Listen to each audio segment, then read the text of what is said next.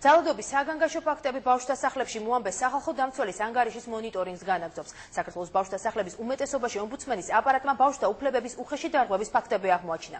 ძალადობის ყველაზე მეტი შემთხვევა დოკუმენტის მიხედვით წყნეთის, კოჯრისა და დუშეთის ბავშვთა სახლებში ფიქსირდება. ბავშვთა სახლების ხელმძღვანელები და მზრუნველობა მოკლებულ ბავშვთა მომსახურების სააგენტო კვლევის შედეგებს ეჭვქვეშ აყენებს. საკუთარი ჩვენებები იმ ბავშვებმა შეცვალებს, რომლებიც ომბუდსმენის აპარატის თანამშრომლებთან ძალადობის ფაქტებს ადასტურებდნენ. კეთებან ბოჭგვაკი ამბობთ.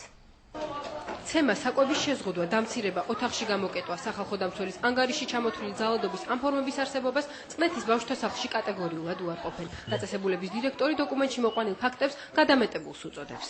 ჩემთვის ესეთი ფაქტები ცნობილი არ არის და მეც ძალიან დიდი ინტერესით ვადევნებ აი ამ ყველაფერს ეხა თვალყურს რა და როგორ იქნება.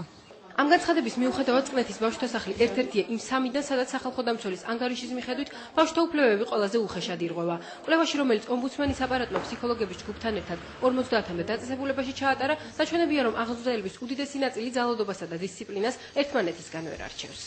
დაწყებული ბავშვებზე უხეში მოპყრობით, დამთავრებული ყვირილით, სხვადასხვა დაჯდის მეთოდებით, იგივე თმების მოკაჩვით, ყურის აწევით, ცალფეხზე დგომით, ფიზიოლოგიური საჭიროებების შეზღუდვით.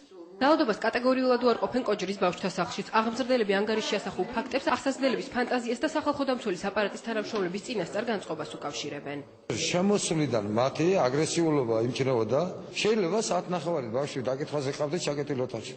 მე ძალიან ინერვიულეს, იცით როგორ ინერვიულეს, ჩვენ რაღაცა მეგობრულად გავენდეთო და ეს ჩვენი განდობა უკან დაგვიბრუნდაო და ანგარიში ფაქტების ნაკლებობაზე საუბრობს მზრუნველობა მოკლებულ ბავშვთა მომსახურების სააგენტოს ხელმძღვანელის თამარ მახარაშვილის თქმით, მისთვის მსგავსი ფაქტები უცნობია, ბავშვების ნამბობზე დაყრდნობით ჩატარებული კვლევა კი ბოლომდე სანდო არ არის. ეს ერთი მისვლით და ბავშვის გვერდზე გაყვანით და საათნახევრიანი საუბრით არ ირკვევა ეს საკითხები დამეჯერეთ, იმიტომ რომ სახლში ბავშვი ყავს ყველას.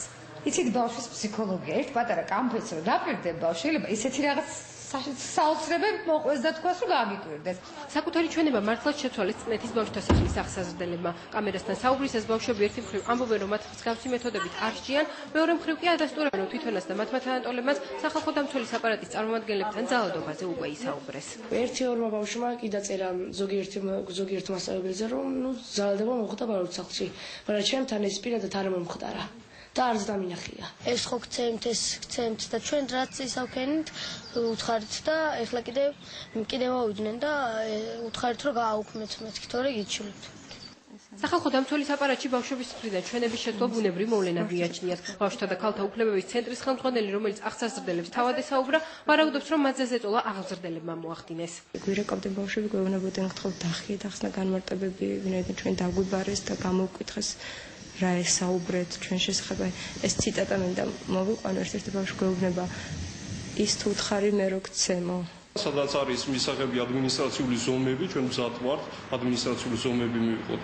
თუ გამოიკვეთება შესაბამისად სისხლის სამართლის დანაშაული, შესაბამისი ორგანოები მიიღებენ შესაბამის ზომებს.